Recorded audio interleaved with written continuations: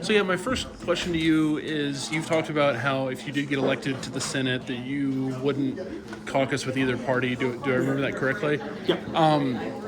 Obviously with that there's the risk of, maybe getting frozen out of committees or things like that. What would you do to navigate that if that did happen, if you got elected? Sure. There's Senate rules state that you have to be on at least 2 committees as a senator. So I'll get committee assignments. But there's a reality that exists that I could be the 51st swing vote in the U.S. Senate. So people are going to be coming and knocking on my door. And, that's going to be try to align myself with individuals there and to get those committee assignments to be an effective senator. And, George Norris was the last independent senator from Nebraska, from Cook, Nebraska. He helped create the unicameral. He did not caucus with either party his last term. So there is some precedence there. And you kind of see him as a model? I do. We live in a tri-state area that's pretty heavily dominated, not even by a 2-party system, but a 1-party, more or less. Why do you think that has happened in the Midwest, in Nebraska and Iowa and South Dakota? Well, I think fundamentally it's just messaging.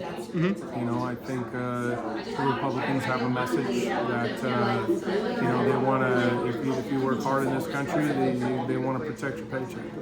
And the Democrats tend to talk down to folks sometimes. I think that's the difference. You're a union guy that you were talking about working on strikes. Do you have some of the classic union songs committed to memory at all? Not that I can sing out loud in front that you can put into print. Well, if you were out of tune singing them, maybe take this job and shove it. I can name that one. What are the biggest lessons that you've learned from this campaign and how you've ran it as you've gone across the state? Yeah, it's. I would say the biggest lesson is we're not as divided as the media lets us on to believe. I've done over 180 of these now, and I've been in rooms where like in Columbus, where there's over 70 people, and the room divided themselves between pro-Trump and pro-Harris. And I focus on issues. And when we focus on issues and we talk about how to resolve these issues, everybody gets along. As soon as Trump or Harris gets named and people start pointing fingers, they fight.